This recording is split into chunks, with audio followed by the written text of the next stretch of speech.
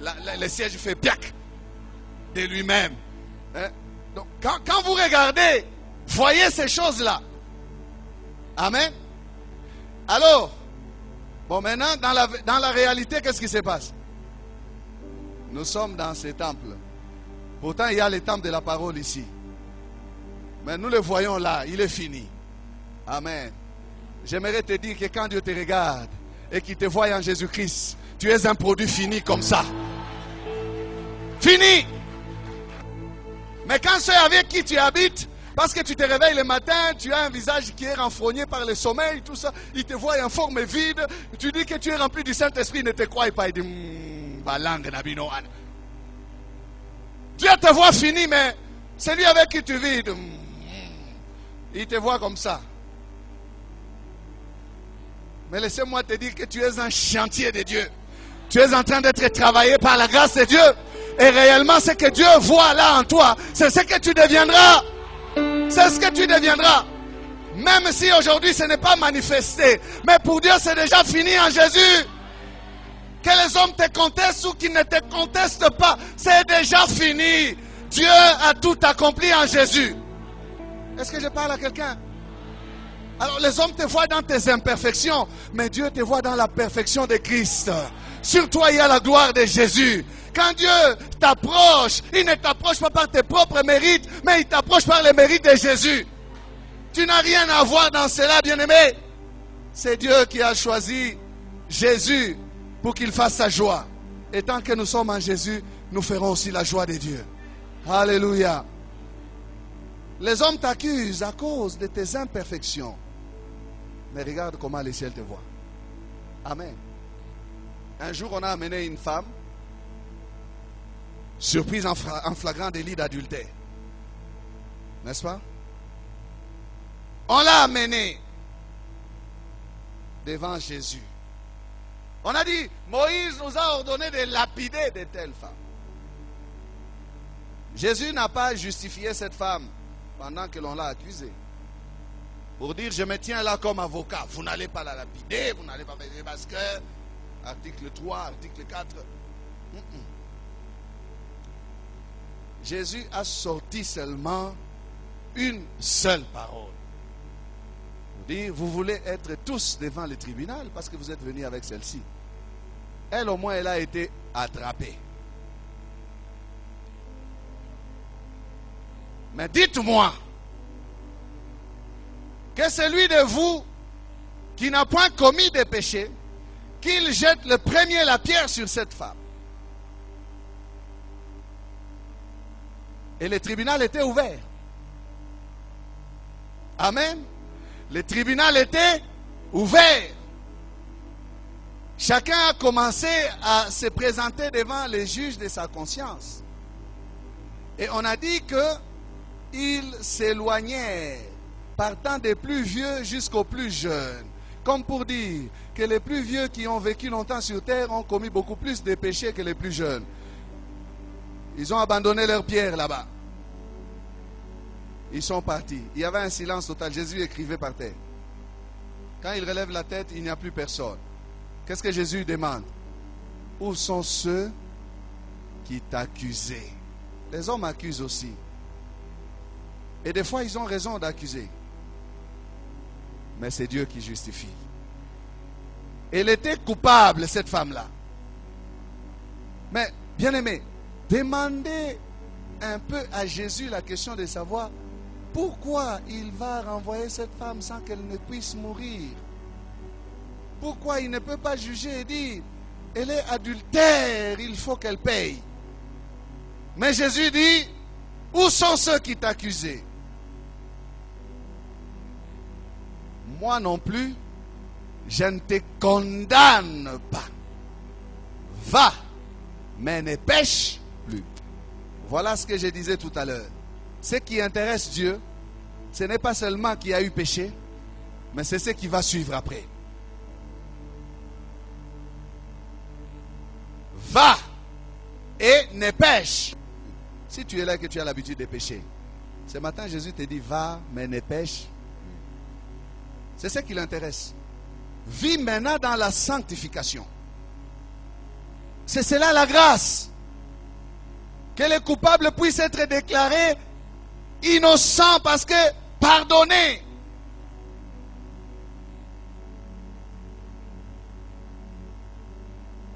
Paul dit, nous étions tous de leur nombre. Mais qui nous a justifiés? Dieu. Mais Dieu qui est riche en bonté. Dieu. Bien souvent, bien-aimés, nous sommes très durs envers les autres. Quand nous pointons les doigts sur la faute de l'autre, nous disons, tu dois payer. Mais nous-mêmes, pourtant, nous sommes aussi sujets aux mêmes faiblesses. C'est ça que Jésus a enseigné à ces hommes-là. Avant de voir la faute de cette femme, regardez un peu votre propre faute. N'est-ce pas qu'aujourd'hui, on devait lapider plusieurs personnes ici? Mais pourquoi est-ce que vous n'avez amené que celle-ci? Et du reste, posons-nous la question, où est l'homme avec lequel elle était? N'est-ce pas votre ami? Vous l'avez laissé filer parce que vous le connaissez? N'est-ce pas quelqu'un peut-être qui est un homme respectable, qui occupe un rang d'honorable dans la société? À cause de la honte que cela va faire, vous les lâchez et vous voulez que cette pauvre, bien souvent ce sont les pauvres qui payent le plus fort prix. Les gens qui ont des noms, on les excuse. Les gens qui ont de l'argent, on les excuse. Même par nos tribunaux. Et ça, c'est regrettable. Il paye la caution et il s'en va. Mais les pauvres qui n'ont pas d'argent, quelle caution va-t-il payer? Oh bien-aimé, nous avons une caution du sang de Jésus.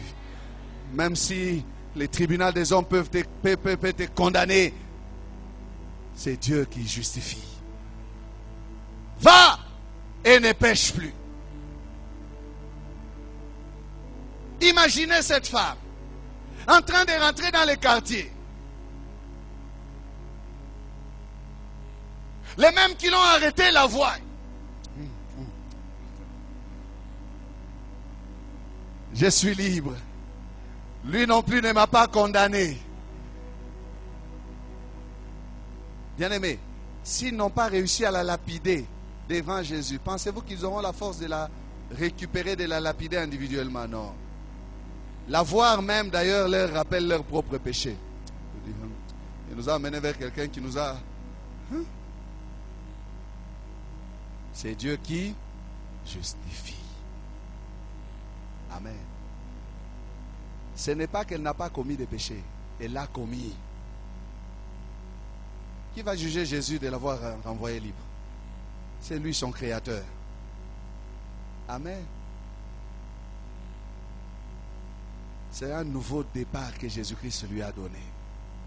C'est ça l'amour de Dieu. Et le psalmiste dit, s'il nous traitait d'après nos péchés, qui pouvait subsister? Ah, bien-aimé, tous ont péché. Même celui qui vous parle, il a eu des comptes à rendre avec Dieu plusieurs fois à cause de sa conduite. Tous, sans exception, ont péché. Même celui qui s'appelle sa sainteté. En tant qu'homme, tous ont péché. Et ils sont privés de la gloire de Dieu. Mais grâce soit rendue à Dieu, qui nous a donné Jésus-Christ, par qui nous avons la rémission et le pardon de nos péchés. Amen. Voilà pourquoi il nous faut comprendre l'histoire du plan, bien-aimé. C'est à travers Jésus-Christ que nous sommes justifiés. Ce n'est pas parce que nous avons payé, parce que nous avons de l'argent ou parce que nous parlons bien, non. Dieu ne te voit pas comme les voisins te voient. Dieu ne te voit pas comme tes amis te voient. Dieu ne te voit pas comme les hommes te voient. Dieu te regarde avec un regard divin. Un regard de bonté, d'amour. Pas seulement de condamnation. Pas seulement des condamnations. Ce qui calme Dieu, c'est le travail que Christ a accompli à la croix pour nous. Voilà pourquoi il peut dire, il n'y a donc plus de condamnation pour ceux qui sont en Jésus. Pas ceux qui sont dans le monde. Ceux qui sont en Jésus. Vous voulez échapper à la condamnation, aux accusations véritables et même mensongères, il faut se retrouver en Jésus. Amen. En Jésus.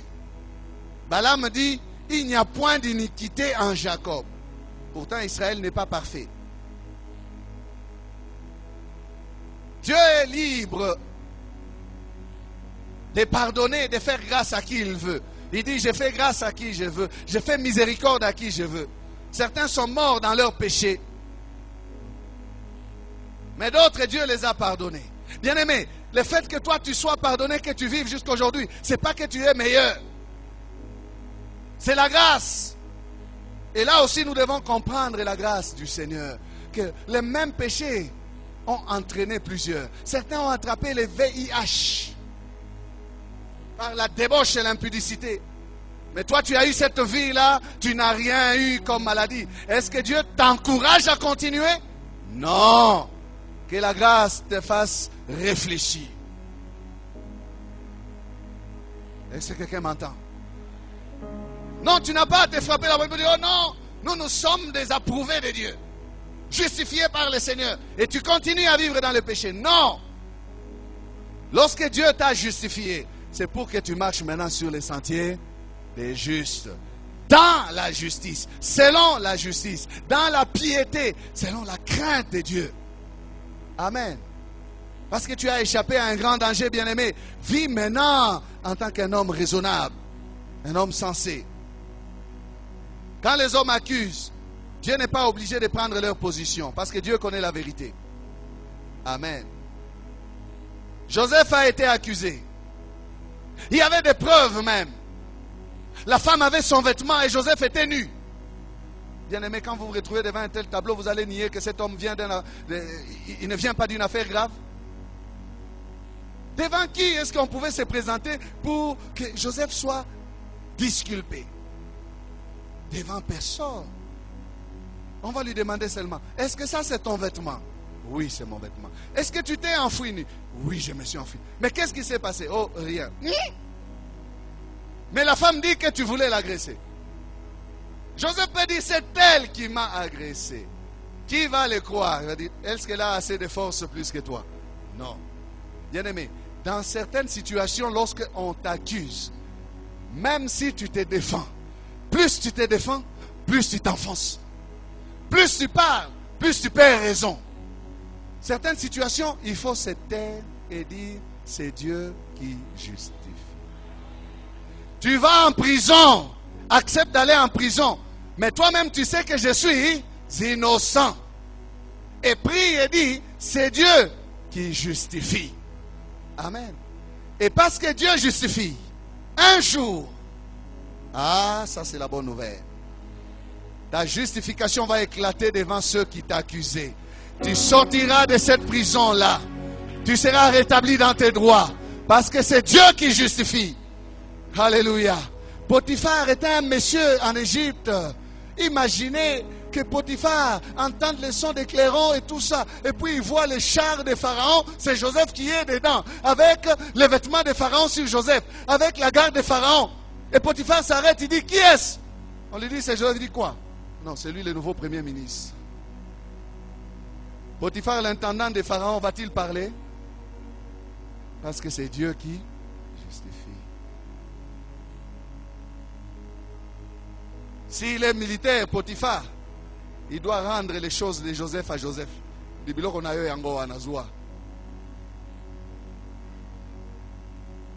va pas dire violeur, mon violo de ma femme. Il ne va pas dire ça. Il va... Son excellence. Mes respects, son excellence.